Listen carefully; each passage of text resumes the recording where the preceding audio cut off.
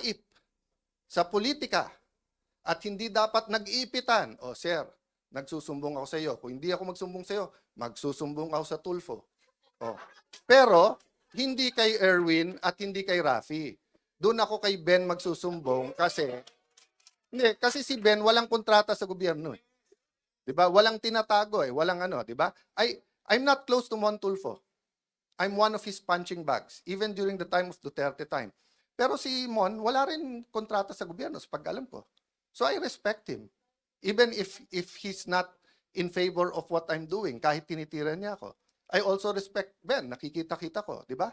Pero si Erwin at si Rafi, paano ko rerespetuhin ko? Paano ko rerespetuhin? Eh, di ba, alam ko kung sino kayo, anong ginagawa nyo, alam ko kung anong hawak sa inyo. Tapos aaraw-arawin nyo ako sa sa media. Magdebate tayo, sabihin niyo yung topic, yung debate ng katotohanan, debate ng flood control, debate ng contractor, 'di ba? Huwag tayo magdebate ng kung ano-anong gusto niyong topic na nililihis niyo lang sa mga nangyayari. So again, mga kasama, tama yung narinig nyo, inuumpisahan na kami. Actually, to be fair ha, for a long time, Senator Amy and Senator Bongo pinagtatanggalan din ng mga pondo. So, ang sabi nila, daan-daan bilyon ang para sa ayuda at hindi ito pwedeng gamitin sa pagpapamango, which is not true also.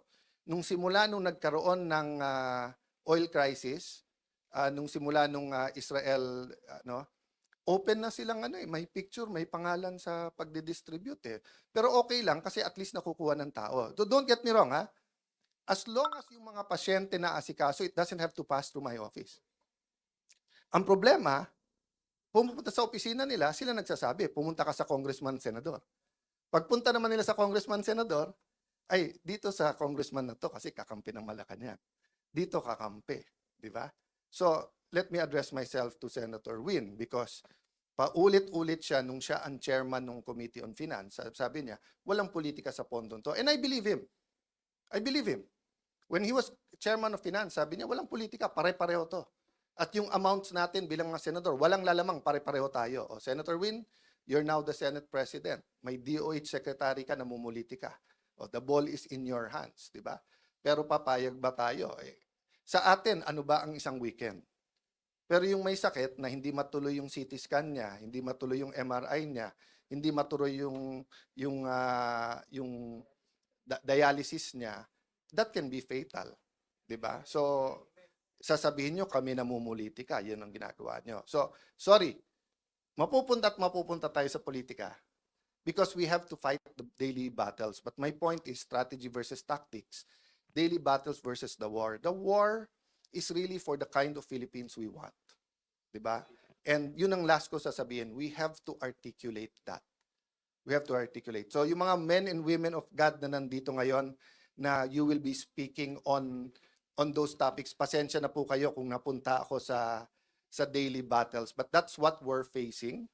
And iba-iba tayo ng trabaho. May taga-fast, may taga-pray, may taga-encourage, may taga-luto, may taga-linis, di ba? So, we're all part of that giant puzzle that the Lord has put. But as long as we said, Lord, use me, Lord, send me, I think we'll be okay. So sa lahat na nagpre-pray for us, lahat ng nagtatrabaho for us, guys, kayo yung inner core. So don't lose faith. Some of you didn't sign up for this, but even if you didn't sign up for it, you had in your mind the kind of Philippines you want. So, 'di ba yung balik tayo dun sa na Lord, save mo ako. Pinadalang kita ng helicopter, 'di ba? So, in your mind, you probably had a different way. 'Di ba? So kung tingin yung education yung problem, you're probably drafting a super good bill on education, 'di ba? Or if you're talking about local government, baka nakadikit kayo sa pinakamagagaling na local government sa Metro Manila, dumikit kayo sa Taguig, sa Pasig, sa Manila, sa Quezon, whatever, 'di ba? Dumikit kayo sa Cebu, dumikit kayo sa Davao, sa Peace and Order, and you think that's the way. But his ways and his thoughts are not ours. Diba? In the same way, let's not say na yung ginagawa natin, yun ang way ni Lord. Hindi. Tuloy-tuloy tayong nagdi-discern. But guys, ang point ko po, kung kayo'y nagdadasal for a new Philippines, a renewed Philippines, kayo nagdadasal for revival. It's here. It's here. So let's not only let's do more. Let's not only do more or work harder, let's work more intelligently. And wag natin pagpilitan ang ways natin. Day by day to. Every day pagtulog, Lord, thank you, wala pa kaming kaso. Thank you, Lord, may AX pa kami, wala lang MAIP. Thank you, Lord, nabuhay pa kami. Paggising sa umaga, ganun din. Di ba? That's what walking by faith means. Hindi mo kita, pero alam mong dadating. Hindi natin nakikita yung klase ng Pilipinas na gusto natin. Pero sabi ng Panginoon, for I know the plans I have for you, plans to prosper you, not to harm you, plans to give you hope in a future. Good afternoon, everyone.